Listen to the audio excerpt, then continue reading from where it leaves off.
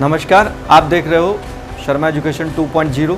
आज हम जो पिछली भी हमारी वीडियो थी इलेक्ट्रिसिटी पे, उसी को हम कंटिन्यू कर रहे हैं। जैसा हमने आपको बताया था कि इस वीडियो में हम आपको बताएंगे कि रेजिस्टेंस एक्चुअली होता क्या है और रेजिस्टेंस किन किन फैक्टर्स पे डिपेंड करता है और रेजिस्टेंस को सीरीज़ में कैसे कनेक्ट कर सकते हैं, पैरेलल में कैसे कनेक्ट कर सकते हैं, वायर में किस तरह से करंट फ्लो होती है।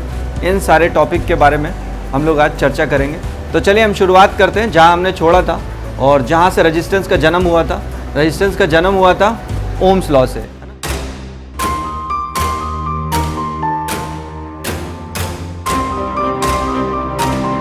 हमने क्या बताया था आपको, V is proportional to I, और प्रोपोर्शन का साइन हटाने के लिए हमने एक कांस्टेंट इस्तेमाल किया था R, जिसे हम रेजिस्टेंस कह रहे थे। बाकी रेजिस्टेंस के बारे बोलो तो मैं एक बार दोबारा याद दिला देता हूँ।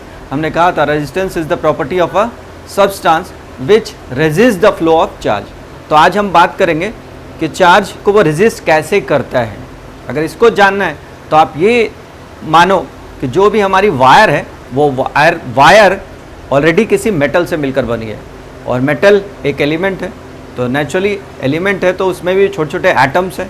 अब एटम्स है तो उनके पास इलेक्ट्रॉन और प्रोटॉन भी है। तो कह सकते हैं कि जो हमारी वायर है वो ऑलरेडी इलेक्ट्रॉन से भरी हुई है, और जब हम उसके अंदर चार्ज को फ्लो करा रहे, चार्ज मतलब क्या होता है, अरे बताया तो था, 1 coulomb charge is equal to 6 × 10⁻18 electrons. That means अगर 1 कूलम चार्ज फ्लो हो रहा है, दैट मीन्स उसमें से इलेक्ट्रॉन्स फ्लो हो रहे हैं। और जो वायर है, चलो मैं वायर भी दिखा देता हूँ। वायर तो पता ही होगी, जैसे कॉपर की वायर होती है, एल्युमिनियम वायर होती है। तो इस वायर के थ्रू जब इलेक्ट्रॉन्स जा रहे हैं तो इस वायर में ऑलरेडी इलेक्ट्रॉन्स फील्ड हैं। तो जब एक भरा हुआ पाइप है उसके अंदर जब आप दोबारा कोई चीज़ को इंसर्ट करोगे तो नेचुरली कुछ ना कुछ फ्रिक्शन कॉज होगा, या कह सकते हैं कुछ फोर्स क्रिएट होगा। तो वो जो फोर्स है वो चार्ज के फ्लो को रोक देता है। तो हम कह सकते हैं कि रेजिस्टेंस का कारण यही है कि वायर जिस मेटल से मिलकर बना है उसके अंदर छोटे छोटे एटम्स हैं और उसमें ऑलरेडी इलेक्ट्रॉन्स फील्ड हैं, और जब ऑलरेडी फील्ड इलेक्ट्रॉन्स के अंदर हम दूसरे इलेक्ट्रॉन को इंसर्ट करते हैं तो वो अंदर वाले इलेक्ट्रॉन्स को डिस्प्लेस कर देते हैं। और यही वजह है कि हम लोग देखते हैं कि जब भी हम किसी स्विच को ऑन करते हैं तो स्विच ऑन होने की आवाज़ के पहले ही बल्ब जो है वो ग्लो कर जाता है, क्योंकि जो भी इलेक्ट्रॉन्स आपने इंसर्ट किया है वो एक छोर से दूसरे छोर नहीं पहुंच रहा, ये ऑलरेडी इलेक्ट्रॉन से भरा हुआ है। तो जैसे ही एक इलेक्ट्रॉन इधर से इंसर्ट होगा तो ऑटोमेटिकली जो ऑलरेडी इसके अंदर इलेक्ट्रॉन्स थे वो दूसरे एंड से बाहर निकल जाएंगे।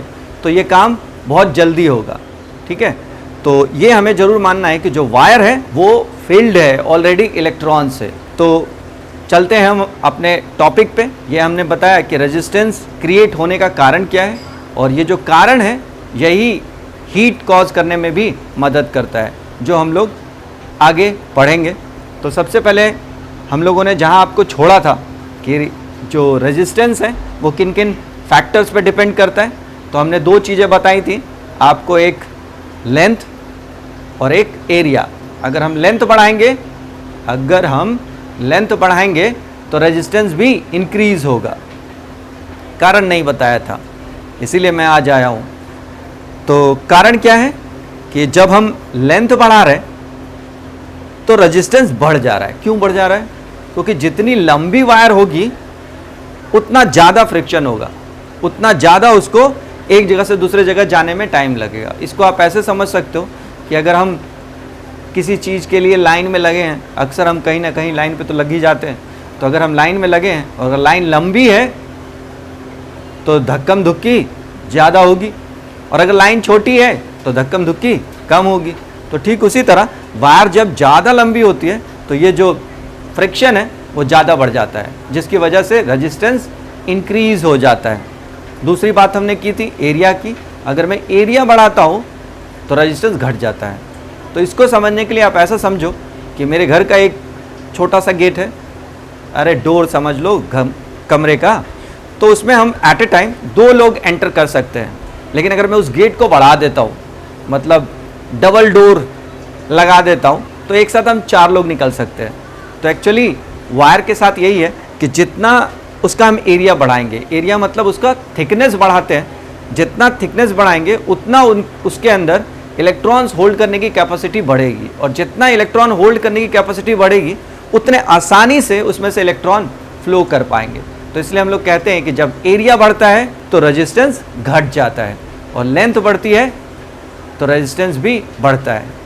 और जो तीसरी बात रेजिस्टिविटी की, तो जो तीसरी बात है वो मटेरियल पे डिपेंड करता है। जैसे आपने देखा होगा कि अलग अलग वायर जो इस्तेमाल करते हैं, इसके पीछे कारण यही है कि अलग अलग मटेरियल का अपना एक अलग अलग फिक्स रेजिस्टेंस है, और ये जो फिक्स रेजिस्टेंस है इसे ही हम रेजिस्टिविटी कह रहे हैं। इसको अगर आप दूसरे शब्दों में समझना हो तो हम ऐसा कह सकते हैं कि अगर किसी भी मटेरियल का मुझे रेजिस्टिविटी फाइंड आउट करनी है तो आप क्या करो, उस मटेरियल का एक क्यूब बनवाओ नहीं, ऐसा क्यूब ले लें, है ना, जिसकी जो साइड है वो 1 मीटर हो, और जब उसमें से हम परपेंडिकुलर डायरेक्शन में करंट पास करेंगे तो वो मटेरियल, वो शेप क्यूब मटेरियल जितना रेजिस्टेंस ऑफर करेगा वो उस मटेरियल की रेजिस्टिविटी होगी।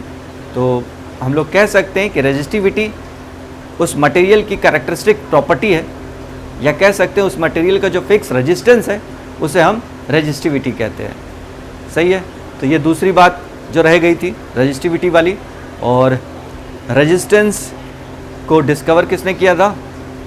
हमारे ओम साहब ने। इसलिए रेजिस्टेंस का ऐसा ही यूनिट ओम है, और यहाँ कभी कभी हमें ओम को डिफाइन करने के लिए भी कहा जाता है।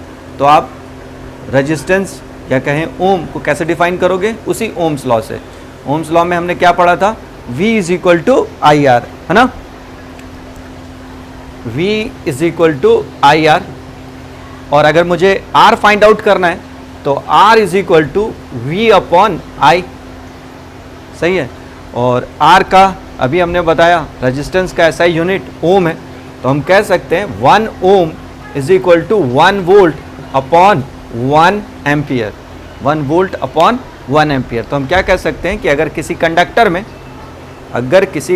में 1 एम्पियर करंट पास करें और उसका पोटेंशियल डिफरेंस 1 वोल्ट हो तो उस कंडक्टर का रेजिस्टेंस जो है वो 1 ओम होगा। सही है। इसके बाद हमने क्या लिखा है? बड़ी ये चीज़ें हमने छोड़ दी थी, ये सब चीज़ें बहुत इंपॉर्टेंट है एग्जामिनेशन पॉइंट ऑफ व्यू से भी, कि इसी रेजिस्टेंस के बेसिस पे हम जो डिफरेंट सब्सटेंस है उनको अलग अलग कैटेगरी में डिवाइड करते हैं कि ये कंडक्टर है, इंसुलेटर है, सेमी कंडक्टर है, सुपर कंडक्टर है। इस तरह के मटेरियल में हम डिवाइड कर सकते हैं। जब भी हम कहते हैं कंडक्टर है तो कंडक्टर का मतलब होता है the substance which have low resistance.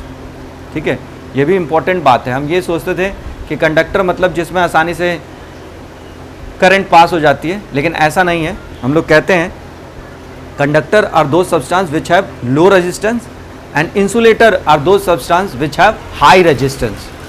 ठीक है, और जिनका रेजिस्टेंस कंडक्टर से ज़्यादा हो और इंसुलेटर से कम हो उसे हम क्या कहते हैं? Semi conductor. और एक जो तीसरा कैटेगरी है सुपर कंडक्टर का, वो क्या है कि कुछ मटेरियल हैं जिनके अंदर जीरो रेजिस्टेंस है या पॉसिबल हो पाता है। इसके ऊपर भी रिसर्च चल रही है। जब हम कहते हैं कि मरकरी को -239 डिग्री सेल्सियस पे लेके चले जाते हैं तो वो एक सुपर कंडक्टर की तरह बिहेव करने लगता है जिसमें रेजिस्टेंस जीरो हो जाता है। ठीक है, बाकी लेंथनम और दूसरे मटेरियल पे भी रिसर्च चल रही है, लेकिन ये प्रैक्टिकली पॉसिबल नहीं है। अब अगर हम बात करें कंडक्टर क्या होता है? Conductor are the metals. जो भी हम पढ़ते हैं मेटल्स हैं, सारे के सारे जो मेटल्स हैं वो कंडक्टर हैं, और जितने भी इंसुलेटर हैं वो नॉन मेटल हैं। और आपको जानकर आश्चर्य होगा कि जो सेमी कंडक्टर है वो मेटलॉइड्स हैं। तो मेटलॉइड्स क्या क्या होते हैं? Silicon, germanium. तो जितने भी इलेक्ट्रॉनिक इक्विपमेंट हैं आप उन सब में सिलिकॉन और जर्मेनियम को देख सकते हो। और मेटल कंडक्टर हैं, नॉन मेटल इंसुलेटर हैं, और जो सेमी कंडक्टर हैं या कह सकते हैं मेटलॉइड्स हैं वो सेमी कंडक्टर हैं। तो इस तरह केमिस्ट्री और फिजिक्स भी आपस में लिंक्ड है टोटली। सही है। एक चीज़ और जो हमने छोड़ दी थी, वेरिएबल रेजिस्टेंस, है ना। हमने वो जो आपको एक्टिविटी भी करके दिखाई थी, तो वहाँ भी हमने एक रियोस्टैट, क्या हम जिसको कह रहे थे कि वेरिएबल रेजिस्टेंस है, जिससे हम रेजिस्टेंस को वेरी कर सकते हैं। तो कहते हैं कि रेजिस्टेंस एक तो फिक्स रेजिस्टेंस होता है और एक वेरिएबल रेजिस्टेंस होता है। वेरिएबल रेजिस्टेंस मीन्स जिसमें हम रेजिस्टेंस को चेंज कर सकते हैं अकॉर्डिंग टू नीड। तो ये आप ज़्यादातर घर में जितनी चीज़ें इस्तेमाल करते हो सभी जगह पे आपने इसको देखा है, लेकिन सिर्फ आइडेंटिफाई नहीं कर पाए। लेकिन सभी जगह, जैसे आप कोई भी वॉल्यूम कंट्रोल है, आप उसकी वॉल्यूम बढ़ा रहे हो घटा रहे हो, तो वो भी एक वेरिएबल रेजिस्टेंस है। या फ़ैन है, कूलर है, उसके अंदर आप देखते हो कि उसके जो स्पीड को हम कम ज़्यादा करते हैं, तो वो भी एक वेरिएबल रेजिस्टेंस है। मैंने आपकी सहायता के लिए एक रेगुलेटर, फ़ैन का रेगुलेटर रखा है, वो आपको दिखाता हूँ। ये है फ़ैन का रेगुलेटर है ना, ये फ़ैन का रेगुलेटर है। अगर आप इस फ़ैन के रेगुलेटर को भी यहाँ नट वगैरह खोलते हो तो खोलने पर इसके अंदर में ये एक आपको रेजिस्टेंस मिलेगा। और यहाँ ये एक रोटेटर है। ये क्या करता है कि रेजिस्टेंस के अलग अलग पॉइंट है, उस पॉइंट से वायर निकली हुई हैं और वायर इससे कनेक्ट है। और जब हम इसको रोटेट करते हैं तो रोटेट करने से ये रेजिस्टेंस चेंज होता है। तो हम कह सकते हैं कि ये जो रेजिस्टेंस है ये भी एक वेरिएबल रेजिस्टेंस की तरह काम करता है। वेरिएबल इसलिए कह रहे हैं क्योंकि इसके जो अलग अलग पॉइंट है वो अलग अलग पॉइंट अलग अलग रेजिस्टेंस को डिनोट करते हैं। तो फ़ैन में, पुराने फ़ैन में ज़्यादातर यही रेगुलेटर लगा होता था, और आजकल तो दूसरे आ चुके हैं जो वॉल्यूम कंट्रोल की तरह होते हैं, और वो भी एक तरह का वेरिएबल रेजिस्टेंस है। तो जहाँ भी आप घर में जितनी भी चीज़ें देखते हो, जहाँ भी आप किसी वॉल्यूम को बढ़ा रहे हो, घटा रहे हो, या स्पीड को इंक्रीज़ और डिक्रीज़ कर रहे हो, वो सारे के सारे वेरिएबल रेजिस्टेंस है। और रजिस्टिविटी का भी अगर हम यूनिट फाइंड आउट करें, जिस तरह हमने रेजिस्टेंस का यूनिट क्या बताया आपको, ओम, तो रजिस्टिविटी के लिए हमने फार्मूला आपको डिराइव करके दिया था। उसी फार्मूले से हम आपको उसका यूनिट भी बताने की कोशिश करते हैं। तो रजिस्टिविटी को हम डिनोट किससे करते हैं, रो से। And rho is equal to हमने लिखा था RA अपॉन L। अब R क्या है, रेजिस्टेंस। रेजिस्टेंस कैसा है यूनिट, ओम। और एरिया हम लोग को पता है मीटर स्क्वायर में कंसीडर करते हैं, तो that is equal to metre square. और लेंथ मीटर है, तो आप मीटर से मीटर स्क्वायर को कैंसिल कर सकते हो। तो हमें क्या मिल रहा है, ओम मीटर। तो रेजिस्टिविटी का ऐसा यूनिट ओम मीटर है। यह भी आप बड़ी क्लासेस में आसानी से समझ सकते हो इनको। तो मैंने थोड़ा सा आपको दिखाया है कि हम जब भी ऐसा यूनिट निकालते हैं, जैसे आप फोर्स का यूनिट निकालते हो तो वो भी इसी तरह से निकलता है। और अगर रेजिस्टिविटी, तो अगर बहुत सारे टर्म्स हैं हमारे पास, फिजिकल टर्म्स हैं, तो उसके अकॉर्डिंगली हम उसका यूनिट फाइंड आउट कर सकते हैं। तो ये रेजिस्टिविटी है। अब जो हमारे पास टॉपिक है वो ये है कि रेजिस्टेंस को हम दो तरीके से कनेक्ट कर सकते हैं, एक सीरीज़ में और एक पैरेलल में। तो पहले मैं आपको ये बताता हूँ कि सीरीज़ और पैरेलल में डिफरेंस क्या है, और फिर हम उसके लिए कि इक्विवेलेंट रेजिस्टेंस डिराइव करके आपको बताऊंगा। अगर हम सीरीज़ कनेक्शन की बात करें, दैट मीन्स सीरीज़ में हमने डिफरेंट रजिस्टर्स को कनेक्ट किया है, या कह सकते हैं क्यू में कनेक्ट किया है, 1 by 1। जैसे अगर मैंने एक रजिस्टर यहाँ लगाता हूँ, ये रजिस्टर का सिंबल है, इसके साथ ही साथ ये दूसरा ऐड कर देता हूँ, फिर ये तीसरा ऐड कर देता हूँ, तो इसे हम कहेंगे सीरीज़ कनेक्शन। सीरीज़ कनेक्शन की खासियत क्या है कि अगर मैं इसके एंड पॉइंट देखूँ, अगर इसे भी हम लेबल कर देते हैं ABCD से, सही है, तो कहते हैं कि जो अगर इसको हम फर्स्ट रेजिस्टेंस मान लेते हैं R1, तो इसके एंड पॉइंट A और B हैं। इसी तरह अगर सेकेंड रेजिस्टेंस R2 की बात करें तो इसके एंड पॉइंट B और C हैं, और R3 की बात करें तो इसके एंड पॉइंट C और D हैं। मतलब जहां R1 एंड हो रहा है वहां R2 स्टार्ट हो रहा है, और जहां R2 एंड हो रहा है वहां R3 स्टार्ट हो रहा है। तो ये 1 by 1 क्यू में अरेंज होते हैं, तो उसे हम सीरीज़ कनेक्शन कहते हैं। और अगर हम पैरेलल कनेक्शन की बात करें तो इसी के नीचे बनाते हैं। चलिए, अगर हम पैरेलल कनेक्ट करें तो आपने किया क्या है कि सारे रजिस्टर का एंड पॉइंट एक ही जगह पे कनेक्ट कर दिया है। ये आपको कॉन्सेप्ट समझने में ज़्यादा हेल्प करेगा। जो हमने यहाँ बॉक्स बना रखा है सीरीज़ कनेक्शन और पैरेलल कनेक्शन में डिफरेंस क्या है, आप खुद ही उत्तर दे दोगे, मुझे विश्वास है।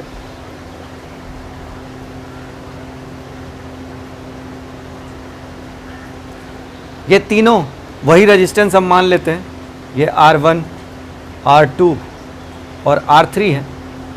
तो यहाँ खासियत क्या है कि तीनों के एंड पॉइंट सेम है, A एंड B तीनों के एंड पॉइंट सेम है, तो इसे हम पैरेलल कनेक्शन कहते हैं। हमारे पास कुछ रेजिस्टेंस रखे हुए हैं, मैं आपको वो भी दिखाता हूँ। ये देखिए, ये एक्चुअली रेजिस्टेंस होता है, और जब रेजिस्टेंस को हम सीरीज़ में कनेक्ट करते हैं तो एंड टू एंड कनेक्ट करते हैं। दैट मीन्स हम इन दोनों को आपस में अगर इस तरह से कनेक्ट करें, इन दोनों रेजिस्टेंस को अगर मैं ये इस जगह पे ज्वाइंट करता हूँ तो इसे हम कहेंगे सीरीज़ कनेक्शन। सही है। दूसरा ये कनेक्शन है जिसे हम पैरेलल कनेक्शन कहते हैं, जिसमें हमने दोनों रजिस्टर के एंड पॉइंट एक साथ कनेक्ट कर रखे हैं। तो एक सीरीज़ कनेक्शन है और एक पैरेलल कनेक्शन है। तो आपने देखा किस तरह से हम सीरीज़ और पैरेलल कनेक्शन में रजिस्टर्स को कनेक्ट कर सकते हैं। तो अब हम उनके प्रॉपर्टीज़ देखते हैं कि जब भी हम सीरीज़ में कनेक्ट करते हैं या पैरेलल में कनेक्ट करते हैं तो उनमें डिफरेंसेस क्या आएंगे, उसके पोटेंशियल में क्या डिफरेंस आएगा, उसके करंट में क्या डिफरेंसेस आएगा, ये सारी चीज़ों पर हम बात करते हैं। इसके लिए मैंने आपके लिए ऑलरेडी एक बॉक्स बना के रखा है कि जब भी सीरीज़ कनेक्शन होता है तो सीरीज़ कनेक्शन में करंट कांस्टेंट रहती है। सीरीज़ कनेक्शन में करंट कांस्टेंट क्यों रहेगी, ये प्रश्न आता है। तो इस प्रश्न का उत्तर करंट के डेफिनेशन पे है। करंट क्या कह रहे थे हम? Current is the rate of flow of charge. Current क्या है? फ्लो ऑफ चार्ज है। अब अगर आप कहते हो कि यहाँ से कुछ चार्ज फ्लो हो रहा है, तो अगर मैं कुछ भी चार्ज ए पॉइंट पे डालता हूँ तो सेम चार्ज बी पे जाएगा, सी पे जाएगा और डी पे आएगा। उसके लिए कोई भी ऑब्स्टेकल नहीं है कि वो चार्ज घट जाए, ऐसा कुछ भी नहीं है। तो जितना चार्ज यहाँ ए पॉइंट पे होगा उतना ही चार्ज डी पॉइंट पे होगा, क्योंकि charge means number of electrons ही हैं। ठीक है, इसलिए हम लोग कहते हैं कि सीरीज़ कनेक्शन में करंट में कोई भी चेंजेस नहीं आते। लेकिन अगर हम पैरेलल में जोड़ते हैं तो पैरेलल में क्या डिफरेंसेस हो गया कि हमारे पास जो भी number of electrons A point पे थे उसको हमने 3 पार्ट में डिवाइड कर दिया है। मतलब इसको ऐसे समझ सकते हैं कि हमारे पास एक बड़ा सा पाइप था, उस पाइप से हमने 3 छोटे छोटे पाइप निकाल दिए। दैट मीन्स जो वाटर है वो डिस्ट्रीब्यूट हो गया है। ठीक उसी तरह जो नंबर ऑफ इलेक्ट्रॉन्स हैं वो 3 पार्ट्स में डिवाइड हो गए हैं। इसलिए इसमें करंट वेरी कर जाता है। R1 पे करंट कुछ अलग हो मिलेगी, R2 पे कुछ और मिलेगी और R3 पे कुछ और मिलेगी। अब अगर हम लोग बात करें पोटेंशियल डिफरेंस की, तो पोटेंशियल डिफरेंस अगर आप देखो सीरीज़ कनेक्शन में, चूँकि इसके एंड पॉइंट अलग हैं, जब एंड पॉइंट अलग हैं तो पोटेंशियल डिफरेंस भी अलग होगा। क्यों अलग होगा? क्योंकि पोटेंशियल डिफरेंस की अगर हम डिफाइन करें, the difference of the potential between 2 ends of a wire या 2 एंड्स ऑफ अ कंडक्टर। तो यहाँ अगर हम एंड्स देखें तो R1 के जो एंड है वो A और B है, और R2 का जो एंड है वो B और C है, और R3 का एंड C और D है। दैट्स वाई इनका पोटेंशियल डिफरेंस अलग अलग है। लेकिन अगर हम पैरेलल की बात करें तो आइदर R1 हो, R2 हो, R3 हो, तीनों का एंड पॉइंट सेम है A और B। तो इसलिए हम लोग कह सकते हैं कि यहाँ पोटेंशियल डिफरेंस सेम रहेगा। पैरेलल में पोटेंशियल डिफरेंस सेम रहेगा और सीरीज़ में पोटेंशियल डिफरेंस वेरी करेगा। तीसरा पॉइंट जो हमने लिख रखा है, ट्रबल शूटिंग। ट्रबल शूटिंग क्या होता है कि जब हम डिफरेंट अप्लायंसेस को एक साथ कनेक्ट करते हैं, आइदर सीरीज़ में और पैरेलल में, और उसमें से अगर कोई एक भी अप्लायंस ख़राब हो जाता है तो आप कैसे आइडेंटिफाई करोगे कि कौन सा अप्लायंस ख़राब हुआ है?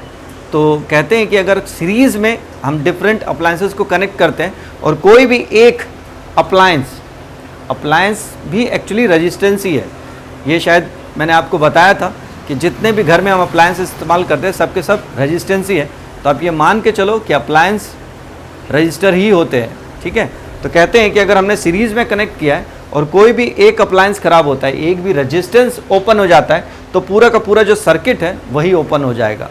अब आपको एक एक अप्लायंस को चेक करना पड़ेगा कि कौन सा अप्लायंस ख़राब हुआ है। कहने का मतलब है कि हमारे घर की जो करंट है, करंट का फ्लो ही रुक जाएगा, बत्ती ही गुल हो जाएगी। ठीक है, और अगर पैरेलल कनेक्शन है तो पैरेलल कनेक्शन में अगर कोई एक अप्लायंस बंद होता है तो जो बाकी 2 अप्लायंस हैं वो चलते रहेंगे, तो हम आसानी से आइडेंटिफाई कर सकते हैं।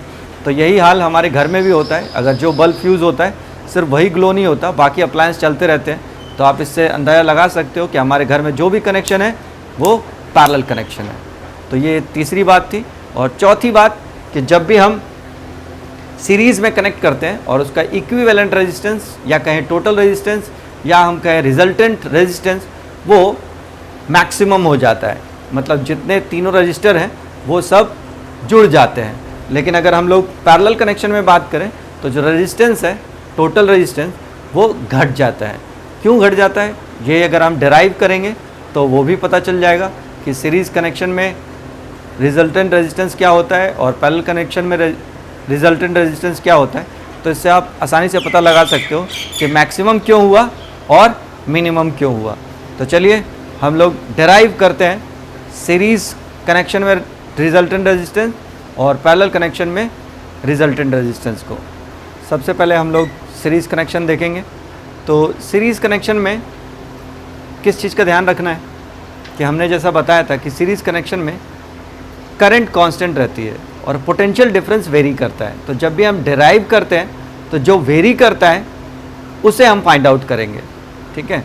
तो हम आसानी से उसको डिराइव कर सकते हैं या कह सकते हैं इसको याद रखने के लिए भी कि सीरीज़ कनेक्शन में वेरी करता है पोटेंशियल डिफरेंस, तो पोटेंशियल डिफरेंस फाइंड आउट करेंगे। और पैरेलल कनेक्शन में वेरी करता है करंट, तो हम पैरेलल में करंट फाइंड आउट करेंगे। तो हमने जैसा कि आपको सर्किट में दिखा रखा है, ये 3 रेजिस्टेंस है। हमने इसको लेबल नहीं किया है, मैं कर देता हूँ लेबल। ये रेजिस्टेंस R1 मान लेते हैं, R2 एंड R3, ये 3 रेजिस्टेंस है। और as shown in the figure हम लोग डिफरेंट ऑपरेटर्स को कनेक्ट करेंगे और मान लेते हैं कि जो टोटल करंट है वो I है और जो टोटल पोटेंशियल है वो V है। अब हमने कहा कि हम इसमें फाइंड आउट क्या करेंगे, पोटेंशियल। वेरी क्या करता है, पोटेंशियल डिफरेंस या कहें पोटेंशियल, तो हम पोटेंशियल फाइंड आउट करते हैं। तो हम पोटेंशियल फाइंड आउट करेंगे एट R1। R1 में पोटेंशियल डिफरेंस कितना है, R2 में कितना है और R3 में कितना है, और फिर उनको ऐड अप कर देंगे। तो सबसे पहले हम लोग क्या लिखेंगे, potential difference at potential difference of R1। Potential difference of R1, potential difference को फिर से याद करें तो पोटेंशियल डिफरेंस में हमने कहा था the difference of the potential between 2 ends of a conductor.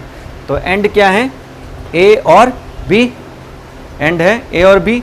तो हम इसे क्या लिखेंगे, potential at A minus potential at B is equal to, Ohm's का लॉ हमें पता है, V is equal to I R. तो V A minus V B is equal to I R one. R one क्यों, क्योंकि resistance हमने R1 रखा है, आई R1।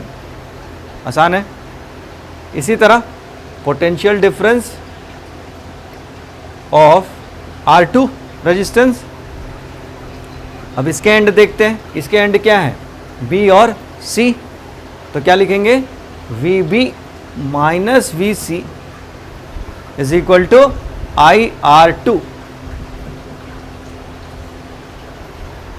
इसी तरह potential difference of R3,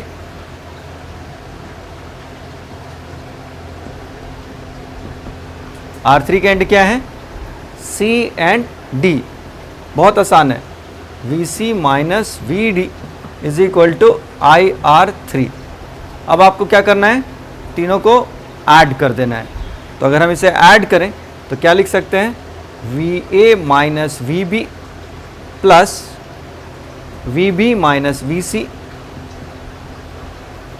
plus VC minus VD is equal to, इन दोनों तीनों को भी ऐड कर देते हैं, IR1 IR2 और IR3। सही है। अब आप देखो ये VB कैंसिल हो जाएगा, VC कैंसिल हो जाएगा। तो मुझे क्या मिल रहा है, VA माइनस VD, और यहाँ भी हम चाहें तो I कॉमन ले सकते हैं, तो that is equal to R1 plus R2 plus R3। और अब हमने पहले ही आपको बताया था कि टोटल जो करंट है वो हमने क्या मानी है I, और टोटल पोटेंशियल को लेट किया है हमने V। तो A से लेकर D तक का टोटल पोटेंशियल V है, तो VA माइनस VD को हम लिख सकते हैं V is equal to I R1 plus R2 plus R3। और इस V को हम क्या लिख सकते हैं IR, ओम साहब का लॉ,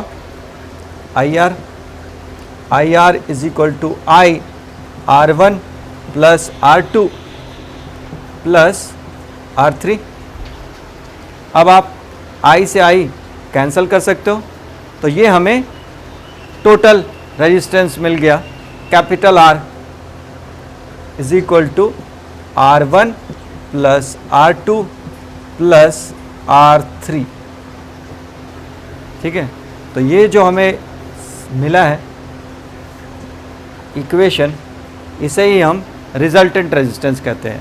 दैट मीन्स अगर हम 3 रेजिस्टेंस सीरीज़ में कनेक्ट करते हैं तो जो टोटल रेजिस्टेंस होगा वो उनका सम होगा। इसको हम एग्जांपल से समझ सकते हैं कि अगर ये 2 ओम का है, ये 3 ओम का है और ये 5 ओम का है, तो अगर हम टोटल रेजिस्टेंस निकालें तो 2 plus 3 plus 5 that is equal to 10 ohms. बहुत आसान है। तो ये सीरीज़ कनेक्शन का डेरिवेशन है। इसी तरह हम पैरेलल कनेक्शन को भी डिराइव करते हैं। तो चलिए हम लोग पैरेलल कनेक्शन को भी डिराइव करते हैं। जैसा मैंने बताया पैरेलल कनेक्शन में करंट वेरी करता है, तो हम यहाँ करंट फाइंड आउट करेंगे across R1, across R2 and across R3। इस चाहे तो हम इस करंट को भी I1, I2 and I3 late कर सकते हैं। तो आप इसको लिख सकते हो कि इस पर I1 है करंट, इस पर I2 और इसमें करंट कितनी है I3। सेम सीरीज़ कनेक्शन की तरह हम ये मान के चलेंगे कि टोटल पोटेंशियल V है और टोटल करंट I है। फाइंड आउट क्या करना है, जो वेरी करता है। वेरी क्या करती है, करंट। तो हम निकालेंगे करंट अक्रॉस R1। तो करंट कैसे निकालें, तो फॉर्मूला है V is equal to IR। तो I इज इक्वल टू हम क्या लिख सकते हैं, V अपॉन R। हमने R1 के अक्रॉस जो करंट है उसको क्या लेट किया है I1। तो I1 is equal to potential का एंड A और B हम उसी तरीके से डिनोट करते हैं। ऐसा लिखने से फ़ायदा ये है कि आपके दिमाग में एक्चुअली वो बात आएगी कि पोटेंशियल डिफरेंस मतलब the difference of the potential between 2 ends. तो हम उस एंड्स को मेंशन कर रहे हैं ताकि दिमाग के ऊपर ये बात आए कि पोटेंशियल डिफरेंस जब भी हम बोलते हैं तो 2 एंड की बात होती है। तो यहाँ एंड A और B है, तो हम क्या लिखेंगे, VA minus VB, that will be the potential difference, and the R is R1। इसी तरह करंट अक्रॉस R2, इसको हमने क्या लेट किया है I2। तो I2 is equal to V, ये भी पोटेंशियल डिफरेंस सेम होगा क्योंकि इसका भी एंड A और B है। तो VA minus VB upon R2। Similarly current across R3, इसे हमने क्या लेट किया है I3 और इसका भी एंड A और B है। तो that will be VA minus VB upon R3। यहाँ हमने क्या किया था, तीनों को प्लस किया था, तो यहाँ भी हम तीनों इक्वेशंस को प्लस करेंगे। तो क्या लिखेंगे, I1 plus I2 plus I3 is equal to VA minus VB upon R1। First, second same है, VA minus VB upon R2, and the third VA minus VB upon R3। अब हमने मान रखा है कि टोटल करंट I है, तो I1 plus I2 plus I3 can be written as I is equal to, और यहाँ VA माइनस VB सभी कॉमन है, तो इसे हम कॉमन ले सकते हैं। VA माइनस VB तो ये क्या मिलेगा मेरे पास 1/R1, 1/R2, 1/R3। अब हमने लेट किया हुआ है A से B के बीच का टोटल पोटेंशियल क्या है V, और I इज इक्वल टू हम क्या लिख सकते हैं V/R। तो इस I को हम लिख देते हैं V/R, और टोटल पोटेंशियल V है तो V लिख देते हैं, और ये सेम एज इट इज़ रहेगा 1/R1, 1/R2 एंड 1/R3। अब V से V आप कैंसिल कर सकते हो, तो क्या हमारे पास मिला 1/R is equal to 1/R1 plus 1/R2 plus 1/R3। तो इस तरह ये हमें एक टोटल रेजिस्टेंस का डेरिवेशन मिल जाता है कि जो टोटल रेजिस्टेंस पैरेलल कनेक्शन में होगा that is equal to 1R is equal to 1/R1 plus 1/R2 plus 1/R3। इसे भी अगर हम लोग चाहें कि हम 3 अलग अलग रेजिस्टेंस ले लेते हैं, मान लेते हैं कि ये भी 3 ओम्स का है, ये भी 3 ओम्स का है और ये भी 3 ओम्स का है, तीनों रेजिस्टेंस 3 ओम्स के हैं, और अब मुझे इसका टोटल रेजिस्टेंस निकालना हो तो टोटल रेजिस्टेंस फॉर्मूला क्या है 1/R is equal to 1/R1 plus 1/R2 plus 1/R3। तो 1/3 plus 1/3 that is equal to 3/3। तो इसे हम क्या लिख सकते हैं 1 ohm. That means parallel connection में टोटल रेजिस्टेंस घट जाता है और सीरीज कनेक्शन में टोटल रेजिस्टेंस बढ़ जाता है। ये भी हमने आपको बताया था कि अगर 2, 3 और 5 ओम्स है तो टोटल रेजिस्टेंस 10 ओम। तो सीरीज़ में टोटल रेजिस्टेंस बढ़ जाता है और पैरेलल में टोटल रेजिस्टेंस घट जाता है, और यही कारण है जिसके लिए मैंने आपको रोक के रखा था कि आमीटर को हम सीरीज़ में लगाते हैं। आमीटर को सीरीज़ में इसलिए लगाते हैं क्योंकि आमीटर का इटसेल्फ रेजिस्टेंस बहुत कम होता है। अगर आप उसको पैरेलल में लगाओगे तो वो शॉर्ट सर्किट हो जाएगा, इसलिए हम उसको सीरीज़ में लगाते हैं। और वोल्ट मीटर को पैरेलल में लगाते हैं। वोल्ट मीटर को इसलिए पैरेलल में लगाते हैं क्योंकि वोल्ट मीटर का इटसेल्फ रेजिस्टेंस बहुत हाई है। अगर आप उसे सर्किट में सीरीज़ में लगाओगे तो पूरे का पूरे सर्किट का रेजिस्टेंस इंक्रीज हो जाएगा। दैट्स वाई हम वोल्ट मीटर को पैरेलल में लगाते हैं और आमीटर को सीरीज़ में लगाते हैं। तो आज की वीडियो में आपने देखा और सीखा कि रेजिस्टेंस क्या होता है, रेजिस्टेंस को हम सीरीज़ में कैसे कनेक्ट कर सकते हैं, पैरेलल में क्यों कनेक्ट करते हैं, रेजिस्टेंस क्रिएट होने के पीछे कारण क्या है, और वायर के अंदर चार्ज कैसे फ्लो होते हैं, रेजिस्टिविटी क्या है, इन सारी चीज़ों के बारे में आपने जाना है। आशा करता हूँ आप सभी को समझ में आ रहा होगा, आप एंजॉय कर रहे हो। तो इसी तरह हमारा चैनल देखते रहें। तो क्या कहेंगे हम, देखते रहें, समझते रहें और सीखते रहें शर्मा एजुकेशन 2.0 से।